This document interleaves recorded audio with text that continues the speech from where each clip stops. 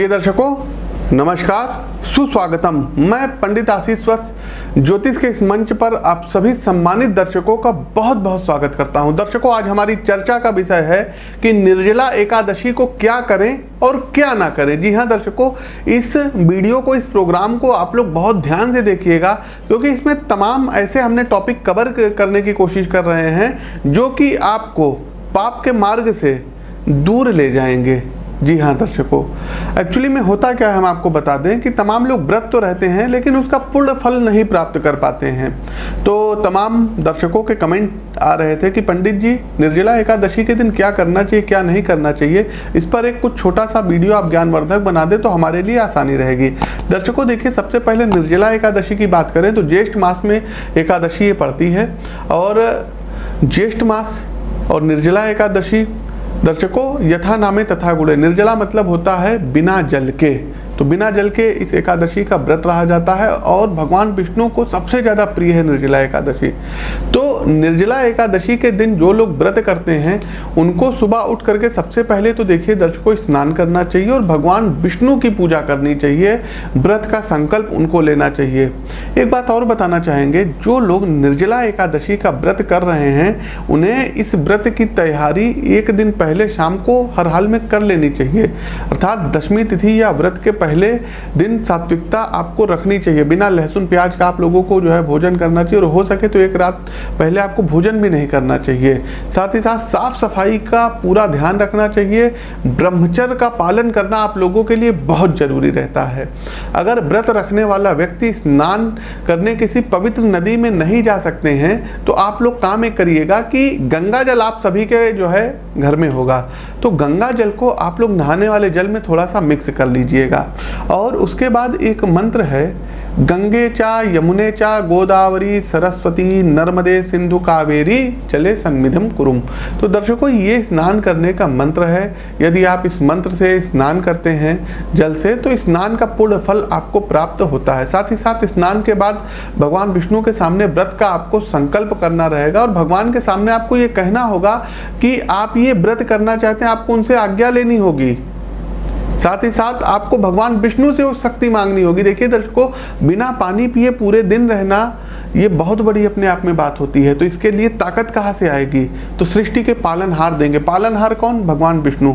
तो भगवान विष्णु से हाथ जोड़ करके पहले तो आज्ञा लीजिएगा व्रत की, और उसके बाद उनसे शक्ति भी मांगिएगा। दो काम आपके सिद्ध होंगे, आपके दो काम सिद्ध होंगे। सबसे पहले तो आपको शक्ति देंगे, दूसरा आपको जो भी आपकी मनोकामना होगी वो बहुत ही शीघ्र पूर्ण करेंगे।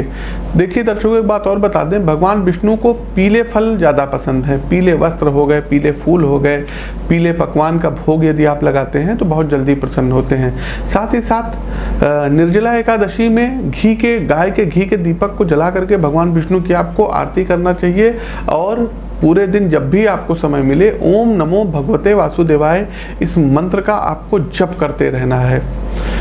एक बात और बताना चाहते हैं दर्शकों कि देखिए, दान बहुत बड़ी चीज़ है। निर्जला एकादशी पर पानी का दान करना बहुत ही शुभ माना जाता है, क्योंकि आप लोग बिना जल के रहते हैं और ये जो मौसम है ये गर्मी का मौसम है।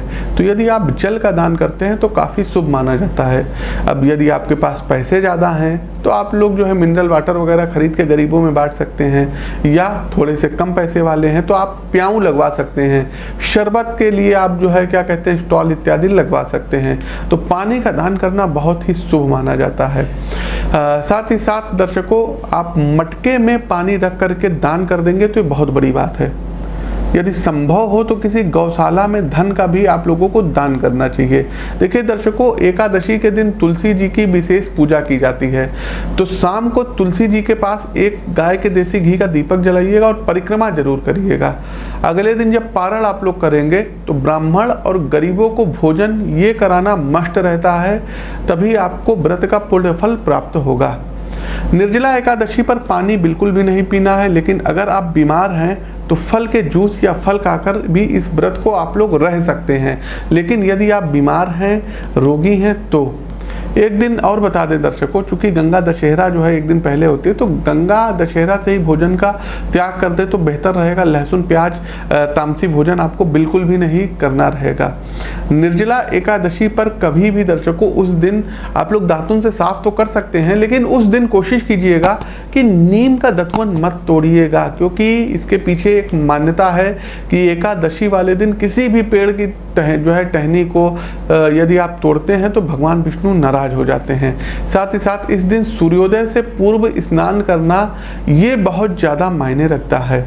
एक बात और बताना चाहेंगे, निर्जला एकादशी के दिन फल फूल आदि भी नहीं खाने चाहिए। जो लोग बीमार हैं उनके लिए हम बात नहीं कर रहे हैं, लेकिन आप लोग इसको प्रोवाइड करिएगा।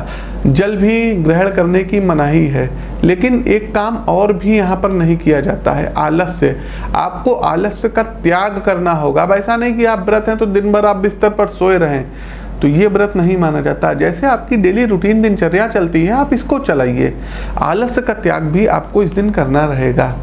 निर्जला एकादशी को एक ही समय दर्शकों, यदि जो लोग भोजन करना चाहते हैं तो शाम के समय करिएगा, अन्यथा मत करें तो बेहतर रहेगा। और एक बात और बहुत इम्पॉर्टेंट है, इसका ध्यान रखिएगा कि चावल का तो भूल से भी सेवन मत करिएगा, चाहे आप व्रत हों और चाहे ना हो। दर्शकों, शाम को पूजा करने के बाद कोशिश कीजिएगा आपके घर में जो बड़े बुजुर्ग हैं उनका पैर छू करके आपको आशीर्वाद लेना रहेगा।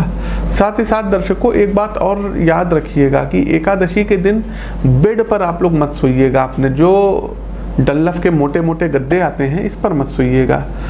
कच्ची जो है वैसे तो फर्श पर सोया जाता है, लेकिन फर्श पर भी आप कुछ जो है मतलब बिछा करके तब सो सकते हैं। किसी भी प्रकार का तकिया इत्यादि, पिलो इत्यादि इसको अवॉइड करिएगा, मत लगाइएगा। कोशिश कीजिएगा कि एकादशी तिथि रहेगी तो साबुन भी लगा करके मत नहाइएगा, अन्यथा बड़ा दोष पड़ता है। निर्जला एकादशी में चावल खाने की मनाही होती है, लेकिन दर्शकों तिल व मिश्री का आप लोग प्रयोग कर सकते हैं जो लोग खाना चाहते हैं। दर्शकों एकादशी के दिन मसूर की दाल का भी सेवन नहीं करना चाहिए। निर्जला एकादशी के दिन शाम में व्रत खोलने से पहले भगवान विष्णु को भोग में तुलसी दल का इस्तेमाल आपको जरूर करना होगा। साथ ही साथ दर्शकों निर्जला एकादशी के दिन किसी भी प्रकार के अनैतिक काम मत करिएगा। किसी भी प्रकार से आपको झूठ नहीं बोलना है, ब्रह्मचर्य का पालन करना ही करना है। और जो भी दर्शक व्रत हो ना हो, एक बात का स्पष्ट ध्यान रखिएगा, मांसाहार का सेवन मत करिएगा, अन्यथा आप लोग बर्बाद हो जाएंगे, कोई ज्योतिषी आपको नहीं बचा पाएगा। दूसरा दर्शकों किसी भी प्रकार के नशे का, एल्कोहल का सेवन नहीं करना चाहिए। देखिए दर्शकों कुछ लोग व्रत हैं तो वो लोग तंबाकू खाते हैं, पान खाते हैं, कहते हैं अरे ये खाया जा सकता है, लेकिन ऐसा नहीं है दर्शकों, बिल्कुल भी। इन सब चीज़ों को जब आपको अपनी इच्छाओं को का ही परित्याग ही व्रत कहलाता है, तो जब आप लोग अपनी इच्छाओं को ही जो है समर्पित कर रहे हैं तो फिर किस बात की लालसा। तो ये माया है, माया जो है आपकी परीक्षा बहुत लेती है। आपको माया के फेर में नहीं पड़ना है। केवल ओम विष्णवे नमः या ओम नमो भगवते वासुदेवाय या ओम नमो नारायणाय विष्णु सहस्त्र नाम का पाठ कर सकते हैं, नारायण कवच का आप लोग पाठ कर सकते हैं। इनसे आप भगवान विष्णु को प्रसन्न कर सकते हैं। यकीन मानिए दर्शकों, निर्जला एकादशी यदि आप रहते हैं तो आपके जीवन में किसी चीज़ की कभी कमी ही नहीं रहती है।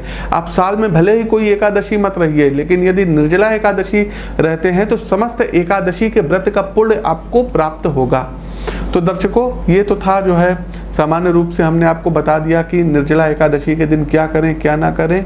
कैसा लगा हमारा ये वीडियो कमेंट के माध्यम से बताइएगा। नए हैं तो चैनल को सब्सक्राइब, बगल में बना हुआ बेल आइकन जरूर दबाइए और इस वीडियो को जम करके शेयर कीजिए। दीजिए इजाजत, मिलते हैं अपने किसी ज्ञानवर्धक वीडियो के साथ। तब तक के लिए मैं पंडित आशीष वत्स आप सभी दर्शकों से विदा लेता हूँ।